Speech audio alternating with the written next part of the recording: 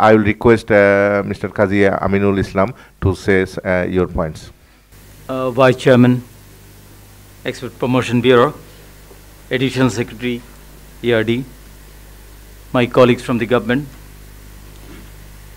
JICA country representative, discussant, presenters of the paper, business leaders, entrepreneurs, guests, ladies and gentlemen. Good afternoon. Once again, I'm really amazed to hear how Bangladeshis have been dealing with the difficulties and overcoming the barriers and moving on and gaining grounds outside country. It's amazing. I'm thankful to you. You're all taking the country where we have the potential to go. This Japan-focused discussion and engagement is a good example of a strategy that we should take as a country. In the previous session, we were discussing how do you get to 5 billion mark. This is how you do. Focus on the country, focus on the sector. IT is the sector, Japan is the country. And build relationship in trade and investment in these areas. And this is an example of how to get the best out of any relationship. In such a engagement, we develop our competence as well as we develop our confidence, which is needed.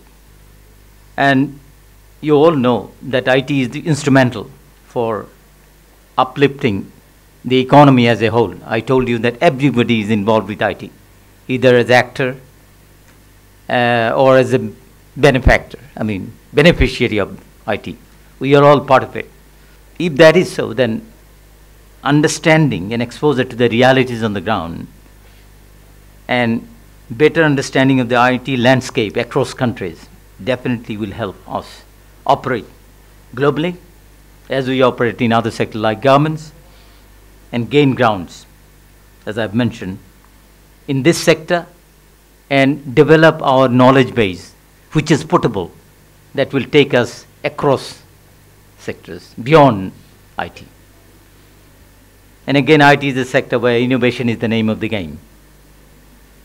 And Bangladesh cannot have anything better than the relationship with Japan, because Japan is a country at the frontier. So that will push us to be part of that innovation which a country in the frontier will always need. That innovation could be in the process, it could be in the product, could be in the design, could be in the delivery. You will find your way in. That's what this relation will provide. And that is why I believe that this relation needs to be strengthened more and more. As Ms. Sanada has mentioned about Japan-Vietnam relationship and the factors behind, so did Mr. Tariq. He mentioned about Japan-China relationship, and he also explained some of the factors behind that relationship. I think we can bring to bear all these lessons of experience from other countries to the policies.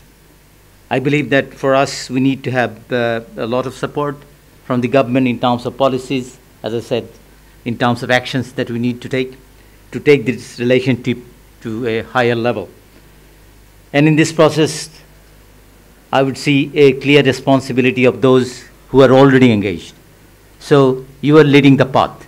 So I would request you to lead the path, make the path for you, and lead the path for those who follow you, who are next to you.